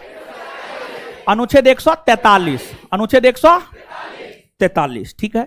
इसके बाद आगे बतलाइएगा कि राष्ट्रपति को कौन अनुच्छेद सुप्रीम कोर्ट से सलाह लेने का अधिकार? 100। सुप्रीम कोर्ट सलाह देने के लिए बाध्य है? हां, लेकिन राष्ट्रपति सलाह मानने के लिए बाध्य है? सुप्रीम कोर्ट किन मामलों पर सलाह देने के लिए बाध्य? जो मामले सुप्रीम कोर्ट के प्रारंभिक क्षेत्राधिकार में। सुप्रीम कोर्ट किन मामलों पर सलाह देने के लिए बाध्य? जो मामले सुप्रीम कोर्ट के प्रारंभिक क्षेत्राधिकार में आते।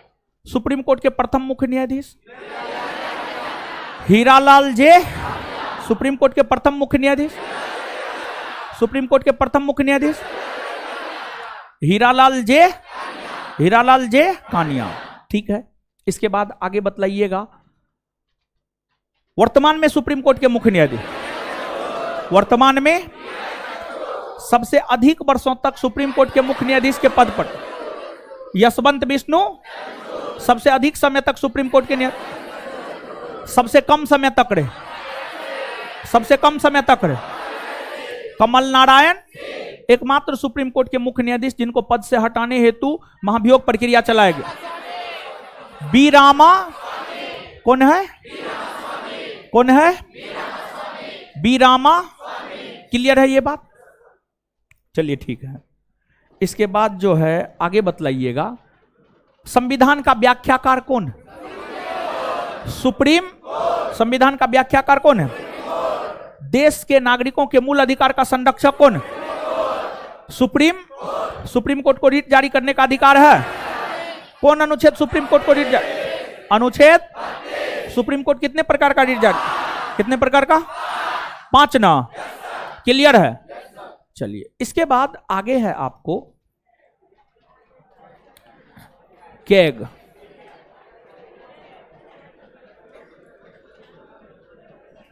कैग अर्थात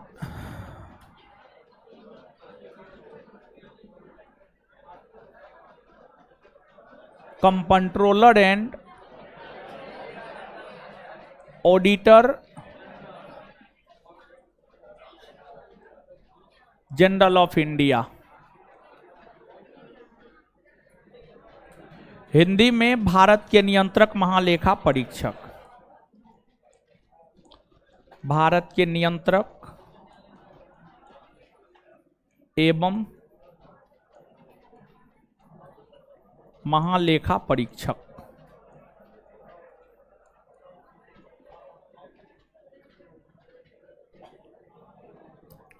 भारत के नियंत्रक एवं महालेखा परीक्षक। भारत के नियंत्रक एवं महालेखा परीक्षक। समझिएगा अब आप देखिए, यह जो पद है, इस पद को लेकर प्रावधान पहली बार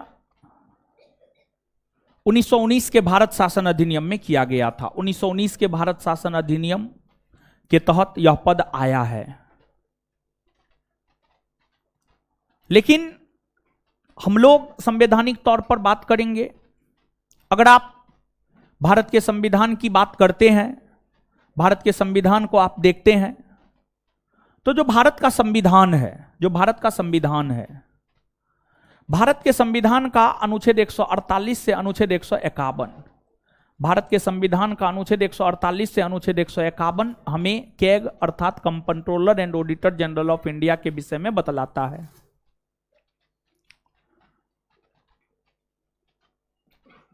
जो कैग होता है वह भारत के सार्वजनिक धन का संरक्षक होता है। भारत के जो सार्वजनिक संपत्ति होता है उसका संरक्षक होता है। और कैग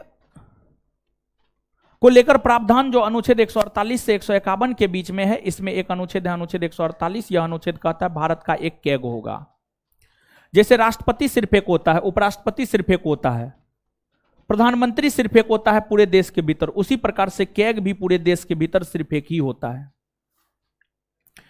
अनुच्छेद 148 कहता है भारत का एक कैग होगा, और साथ ही साथ यही अनुच्छेद यह भी कहता है कैग की नियुक्ति भारत के राष्ट्रपति करेंगे। कैग की नियुक्ति भारत के राष्ट्रपति करेंगे। तो कैग की नियुक्ति भारत के राष्ट्रपति करते हैं, और कैग की नियुक्ति भारत के राष्ट्रपति प्रधानमंत्री और मंत्रिपरिषद के सलाह पर करते हैं।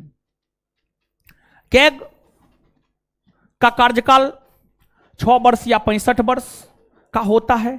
जो भी पहले पूरा हो उस अनुसार कैग अपने पद को छोड़ता है। कैग अपने कार्यकाल के दौरान राष्ट्रपति को त्यागपत्र देकर पद छोड़ सकता है। कैग को शपथ ग्रहण राष्ट्रपति दिलाता है। कैग की नियुक्ति राष्ट्रपति करता है। कैग अपना त्यागपत्र राष्ट्रपति को देकर पद छोड़ सकता है। कैग को अगर पद से हटाना है तो कैग को उसी आधार पर पद से हटाया जाता है जिस आधार पर सुप्रीम कोर्ट के न्यायाधीश को पद से हटाया जाता है। आजादी से लेकर आज तक की अगर बात की जाए तो देश के भीतर प्रथम कैग, आजादी के बाद देश के भीतर प्रथम कैग वी नरहरि राव और वर्तमान में गिरीश चंद्र मुर्मू, वर्तमान में गिरीश चंद्र मुर्मू। देश के प्रथम नियंत्रक महालेखा परीक्षक नरहरि राव और वर्तमान में गिरीश चंद्र मुर्मू, वर्तमान में गिरीश चंद्र मुर्मू है, गिरीश चंद्र मुर्मू है। कैग से संबंधित अन्य अनुच्छेद है अनुच्छेद 149, 50, 51। अनुच्छेद 148 के अलावा कैग से संबंधित जो अन्य महत्वपूर्ण अनुच्छेद है वह अनुच्छेद है अनुच्छेद 151। परंतु 149 और 50 को भी आप जान लीजिए। अनुच्छेद 149 की अगर आप बात करेंगे तो अनुच्छेद 149 कैग के कार्य अधिकार शक्ति के विषय में बतलाता है कि कैग का क्या कार्य अधिकार शक्ति है। और अनुच्छेद 150 संघ सरकार और राज्य सरकार के अकाउंट के विषय में जानकारी देता है। और अनुच्छेद 151 कैग अपना रिपोर्ट किसे देता है इस विषय में जानकारी देता है। कैग अपना रिपोर्ट किसे देता है इस विषय में जानकारी देता है अनुच्छेद 151। तो 149, 50 उतना अधिक महत्वपूर्ण नहीं है। अगर कैग से पूछेगा या तो अनुच्छेद 148 पूछेगा या 151 पूछेगा। 149, 50 आज तक किसी कंपटीशन में नहीं पूछा है, आपके कंपटीशन में भी पूछने की एकदम संभावना नहीं है। परंतु फिर भी हमने आपको बतला दिया, याद रखना है रखिएगा, नहीं रखना है मत रखिएगा। लेकिन अनुच्छेद 148 और अनुच्छेद 151 जरूर याद रखिएगा।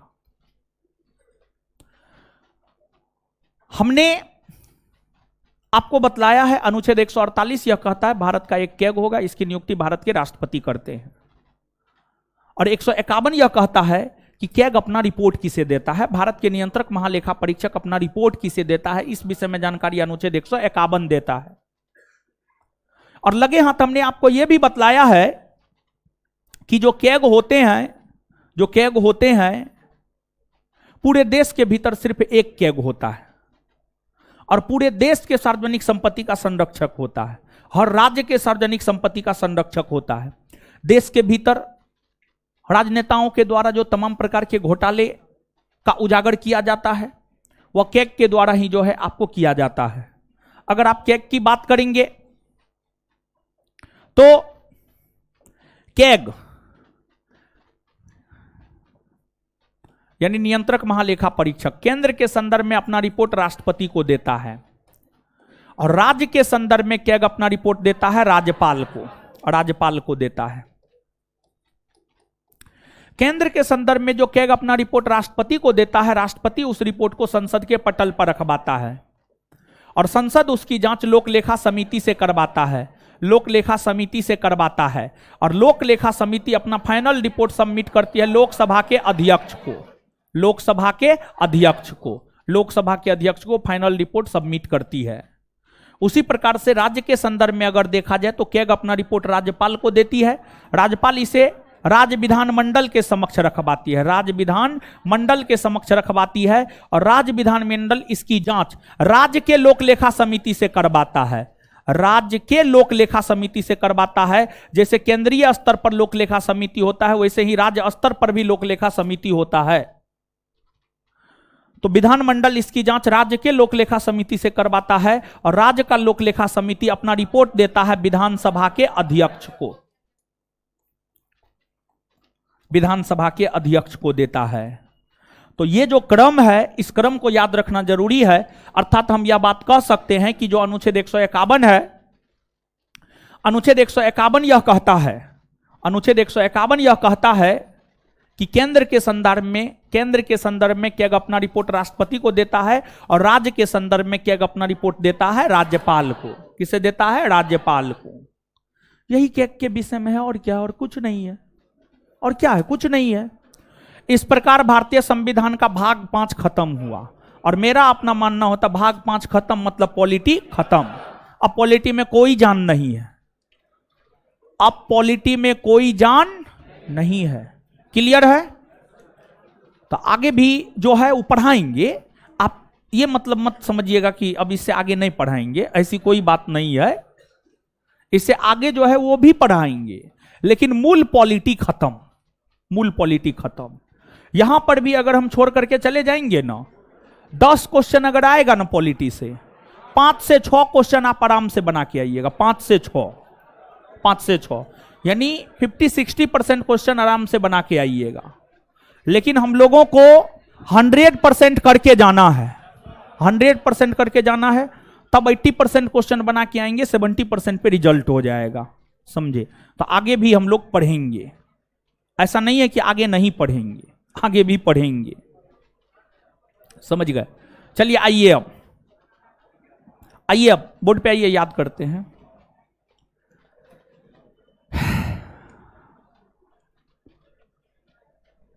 कैग पद का सृजन किस अधिनियम के तहत हुआ? भारत शासन अधिनियम 1900। कैग पद का सृजन किस अधिनियम के तहत? भारत शासन अधिनियम 1900। कौन अनुच्छेद कहता भारत का एक नियंत्रक महालेखा परीक्षक होगा? 100। कौन अनुच्छेद कहता भारत का एक नियंत्रक महालेखा परीक्षक होगा? 148। अच्छा, कैग की नियुक्ति कौन करता है?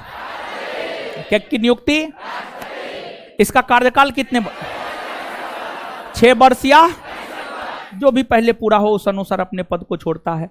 आगे बताइएगा, कैग अपने पद पर रहते हुए त्यागपत्र किसे देता? भारत के राष्ट्र। कैग को शपथ कौन दिलाता? भारत के। कैग को किस प्रक्रिया द्वारा पद से हटाया जाता? जिस प्रक्रिया द्वारा सुप्रीम कोर्ट के न्यायाधीश को हटाया जाता है, उसी प्रक्रिया द्वारा कैग को भी हटाया जाता है। तो कैग को किस प्रक्रिया द्वारा पद से हटाया? जिस प्रक्रिया द्वारा सुप्रीम कोर्ट के न्यायाधीश को हटाया जाता है, उसी प्रक्रिया द्वारा। स्वतंत्र भारत के प्रथम कैग कौन बने? कौन बने हैं? स्वतंत्र भारत के प्रथम कैग कौन बने? वी नरहरि राव। वर्तमान में गिरीश चंद्र, वर्तमान में गिरीश चंद्र मुर्मू। देश के भीतर जो है घोटाला का उजागर कौन करता? घोटाला का उजागर। भारत के सार्वजनिक धन का संरक्षक कौन? भारत के सार्वजनिक धन का संरक्षक कौन है? कैग। केंद्र के संदर्भ में कैग अपना रिपोर्ट किसे देता? राष्ट्रपति उसे कहां रखा था? संसद उसकी जांच किससे करवा? लोक लेखा समिति अपना रिपोर्ट किसे सौंप? एक बार फिर से, केंद्र के संदर्भ में कैग अपना रिपोर्ट किसे दे? राष्ट्रपति उस रिपोर्ट को कहां रखा? संसद उसकी जांच किससे? लोक लेखा समिति अपना रिपोर्ट। अच्छा, राज्य के संदर्भ में कैग अपना रिपोर्ट किसे देता है? राज्यपाल उसे कहां रखवा? विधानमंडल उसकी जांच किससे करवाता है? राज्य के लोक लेखा, राज्य का लोक लेखा समिति उसकी जांच किससे, अपना रिपोर्ट किसे देता है? विधानसभा के अध्यक्ष। विधानसभा के अध्यक्ष। और कैग के रिपोर्ट के विषय में जानकारी कौन अनुच्छेद देता? 151। 151 अनुच्छेद 151, समझ गए। तो कैग के रिपोर्ट के विषय में जानकारी कौन? 100। क्लियर है ये बात? चलिए,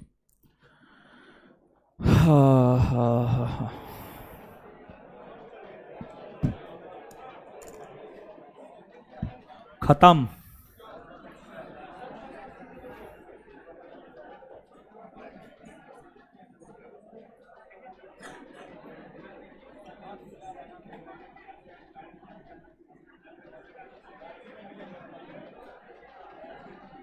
और सब बताइए, और सब बढ़िया है? जो बात बोल रहे हैं आप लोग को,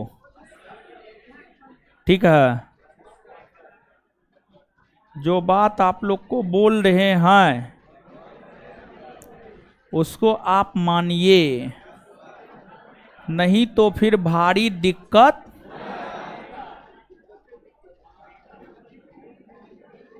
है। बहुत दिक्कत है, नहीं तो। समझे गुरुजी लोग? बहुत दिक्कत है।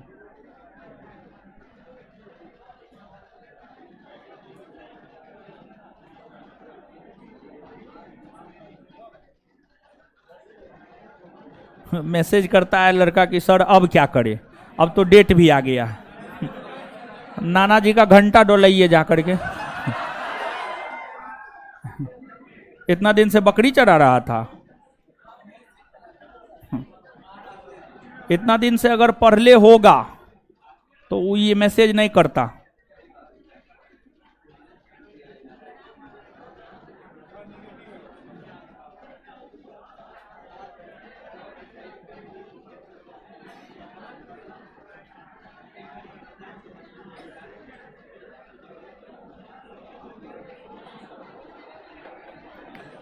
समझे? तो आगे जो है शाम में आइए, भाग 6 पढ़ेंगे, भारतीय संविधान का भाग 6। भारतीय संविधान का भाग 6 पढ़ेंगे। भाग 6 में कुछ नहीं है, ठीक है, कुछ नहीं है। भाग 5 अगर आप अच्छे से समझ गए, भाग 5 अगर आप अच्छे से समझ गए तो 6 में कुछ नहीं है। राष्ट्रपति के जगह राज्यपाल, प्रधानमंत्री के जगह मुख्यमंत्री, लोकसभा के जगह विधानसभा, राज्यसभा के जगह विधान परिषद, सुप्रीम कोर्ट के जगह हाई कोर्ट। अनुच्छेद अलग हो जाएगा और कुछ न है, ठीक है। कंसेप्ट वही है, सिर्फ अनुच्छेद अलग होगा, ठीक है। तो इससे आगे हम लोग मिलते हैं शाम में 5 बजे। शाम में 5 बजे लड़का लोग इधर से निकलिए, लड़की इधर से निकलेगी, लड़की लोग इधर से निकलिए।